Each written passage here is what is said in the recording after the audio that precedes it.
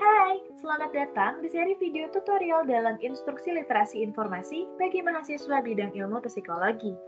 Melalui video ini, kalian akan belajar cara efektif mencari dan menggunakan informasi untuk mendukung aktivitas perkuliahan kalian.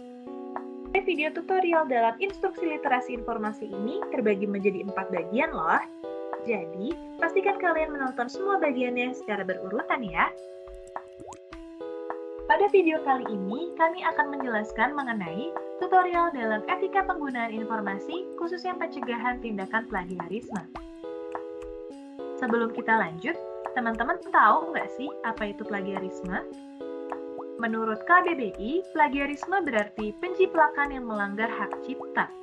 Pelaku plagiarisme biasa disebut sebagai plagiator, dan hasil dari plagiarismenya disebut sebagai plagiat. Plagiat sendiri berarti tindakan mengambil gagasan atau pendapat orang lain, serta mengakui bahwa gagasan atau pendapat tersebut merupakan miliknya sendiri. Menurut Peraturan Menteri Pendidikan Nasional atau Permendiknas Nomor 17 Tahun 2010 tentang pencegahan dan penanggulangan plagiat di perguruan tinggi menyebutkan bahwa plagiarisme adalah perbuatan secara sengaja atau tidak sengaja dalam memperoleh atau mencoba memperoleh kredit atau nilai untuk suatu karya ilmiah dengan mengutip sebagian atau seluruh karya ilmiah pihak lain yang diakui sebagai karya ilmiahnya tanpa menyatakan sumber secara tepat dan memadai. Pada dasarnya, plagiarisme adalah tindakan yang melanggar hukum. Terdapat beberapa ruang lingkup di mana seseorang dapat dikatakan melakukan suatu tindakan plagiarisme, yaitu yang pertama, mengutip atau menggunakan kata, kalimat, gagasan, fakta milik orang lain tanpa mencantumkan identitas sumbernya. Yang kedua, melakukan parafrase tanpa mengubah ide atau gagasan milik orang lain tanpa mencantumkan identitas sumbernya. Dan yang terakhir, mengakui atau menyerahkan suatu karya ilmiah orang lain yang telah dipublikasikan sebagai karya sendiri. Menurut Sulistyo, terdapat beberapa bentuk atau tipe dari plagiarisme. Yang pertama, plagiarisme kata demi kata, yaitu penulis menggunakan kata-kata penulis lain tanpa menyebutkan sumbernya. Artinya, seseorang yang menggunakan atau mengutip kata per kata dari tulisan orang lain tanpa mencantumkan identitas sumbernya. Yang kedua, plagiarisme atas sumber. Penulis menggunakan gagasan penulis lain tanpa menyebutkan sumbernya. Artinya, seseorang yang menggunakan atau mengambil gagasan dari tulisan orang lain tanpa mencantumkan identitas sumbernya. Yang ketiga, plagiarisme kepengarangan. Penulis mengakui sebagai pengarang dari karya tulis milik orang lain.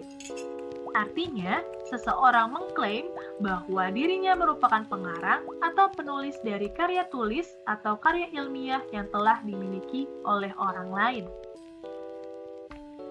Dan yang terakhir adalah self-plagiarism, di mana penulis mempublikasikan satu artikel buatannya pada lebih dari satu redaksi publikasi, dengan mendaur ulang karya tulis tanpa memberikan perubahan yang berarti, sehingga pembaca tidak memperoleh hal baru yang didapatkan. Plagiarisme merupakan tindakan yang sangat tidak bermoral dan tidak bertanggung jawab. Plagiarisme dapat dikatakan sebagai tindak pidana karena mengambil atau merampas hak cipta milik orang lain. Dalam Peraturan Rektor Universitas Diponegoro Nomor 15 Tahun 2017 tentang Peraturan Akademik Bidang Pendidikan Program Sarjana Universitas Diponegoro, disebutkan bahwa plagiarisme merupakan tindak pelanggaran akademik berat yang memiliki sanksi serupa. Di mana sanksinya? Yang pertama, sanksi terhadap mahasiswa, setinggi-tingginya pemecatan atau dikeluarkan atau dicabut status kemahasiswaannya secara permanen oleh pemimpin Undip. Yang kedua, sanksi terhadap alumni. Sanksi untuk alumni yang terbukti melakukan pelanggaran akademik berat selama menempuh studi di Undip akan dilakukan pencabutan ijazah, transkrip, dan SKPI, serta kehilangan haknya untuk melanjutkan studi di Undip. Dan yang ketiga, sanksi terhadap dosen atau tenaga administrasi. Dosen atau tenaga administrasi yang terlibat dalam pelanggaran akademik ditetapkan berdasarkan peraturan perundang-undangan yang berlaku. Nah, untuk menghindari adanya tindakan plagiarisme, kita dapat melakukan langkah pencegahan dan penanggulangan dengan cara berikut ini. Yang pertama, pengutipan, yaitu dengan cara menggunakan dua tanda kutip jika menggunakan kutipan langsung pada gagasan atau pendapat yang diambil, dan jangan lupa mencantumkan identitas sumbernya, seperti menuliskan daftar pustaka terkait karya yang digunakan sesuai dengan ketentuan yang ditetapkan. Yang kedua yaitu parafrase, dengan cara mengubah kalimat atau gagasan atau pendapat orang lain menggunakan bahasa kita sendiri, tanpa mengubah maksud atau maknanya. Dan jangan lupa mencantumkan identitas sumbernya, seperti menuliskan daftar pustaka terkait karya yang digunakan sesuai dengan ketentuan yang ditetapkan. Dan yang terakhir adalah aplikasi pendukung anti-plagiarisme, dengan cara menggunakan atau memanfaatkan aplikasi pendukung anti-plagiarisme seperti yang pertama, aplikasi pendeteksi plagiarisme, yaitu untuk mengidentifikasi tingkat plagiasi suatu karya ilmiah, contohnya seperti penggunaan Turnitin ataupun Piper. Lalu, aplikasi reference generator yaitu untuk menyusun data bibliografi menjadi sebuah bentuk sitasi dengan model tertentu. Contohnya adalah CiteFast. Dan penggunaan reference manager, yaitu untuk mengelola sitiran atau daftar pustaka suatu karya ilmiah. Contohnya adalah Mendeley dan juga Zotero. Salah satu aplikasi reference manager yang sering digunakan yaitu adalah Mendeley. Mendeley adalah software atau aplikasi reference manager gratis yang dapat membantu pengguna dalam mengelola informasi, membuat kutipan, ataupun membuat daftar pustaka. Aplikasi ini berguna dalam menata dan meminimalisir kesalahan penggunaan, serta dapat mengatur kebutuhan pengguna dalam melakukan penulisan daftar pustaka. Untuk lebih dapat memahami penggunaannya, berikut terdapat tutorial dalam menggunakan Mendeley atau aplikasi Reference Manager. Yang pertama, kita lakukan yaitu melakukan registrasi atau membuat akun terlebih dahulu sebelum memasuki Mendeley, dengan mengakses melalui https://mendeley.com. Kemudian kita diarahkan untuk melengkapi email, data diri, dan juga password. Berikut tutorialnya.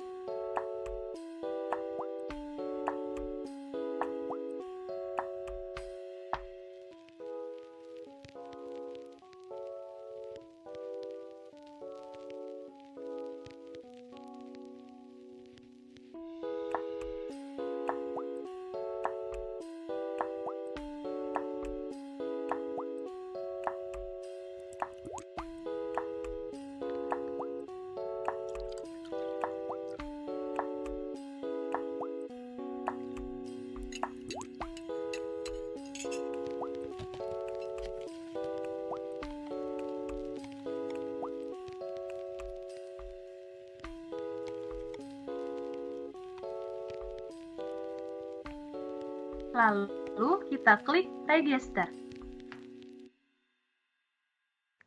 Oke, kita mulai lagi. Setelah membuat akun, kita diminta untuk login dan dapat mengunduh software Reference Manager Mendeley melalui link download Mendeley Reference Manager.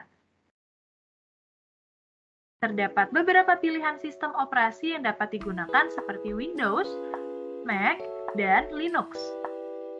Pilih dan klik sesuai dengan sistem operasi komputer yang kalian miliki. Karena saya menggunakan Windows, maka saya akan mendownload untuk yang Windows. Setelah unduhan selesai, kita dapat menginstal software terlebih dahulu. Kemudian, kita memilih opsi untuk satu atau banyak pengguna, serta lokasi penyimpanan yang sesuai, lalu tunggu hingga proses install selesai.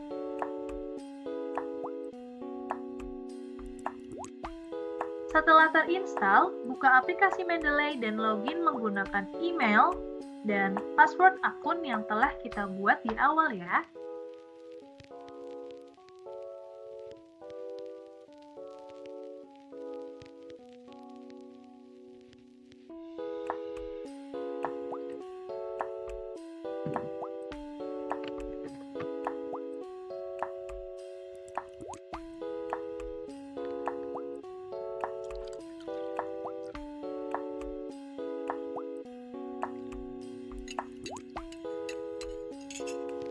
Setelah dapat dibuka, kita dapat menghubungkan terlebih dahulu aplikasi Mendeley dengan aplikasi pengolah kata seperti Microsoft Word melalui tools pada panel atas sebelah kiri.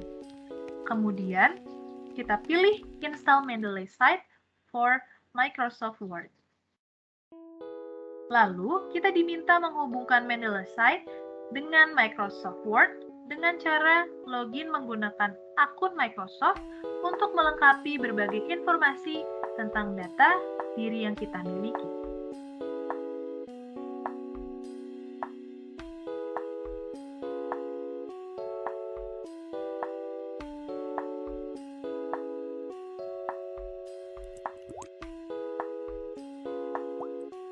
Setelah kedua aplikasi terhubung, kita dapat menggunakan aplikasi Mendeley dengan membuat database terlebih dahulu melalui pembuatan folder agar dapat dengan mudah ditemu kembalikan. Kemudian, kita dapat memasukkan karya ilmiah yang menjadi sumber referensi ke folder yang telah kita buat sebelumnya. Dengan cara pilih Add New, Files, From Computer, dan pilih nama dokumen. Sumber referensi atau karya ilmiah yang telah kita masukkan telah tersimpan di database aplikasi Mendeley. Sumber referensi yang telah tersimpan dapat dilihat pada tampilan panel sebelah kanan aplikasi Mendeley.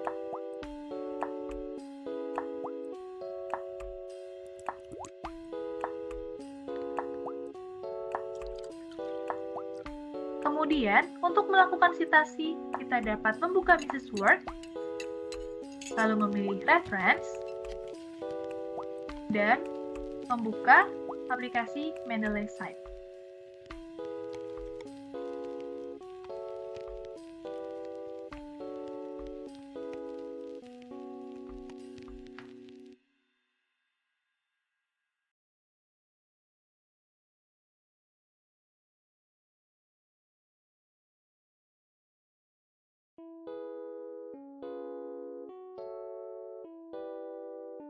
Terdapat beberapa cara dalam melakukan sitasi.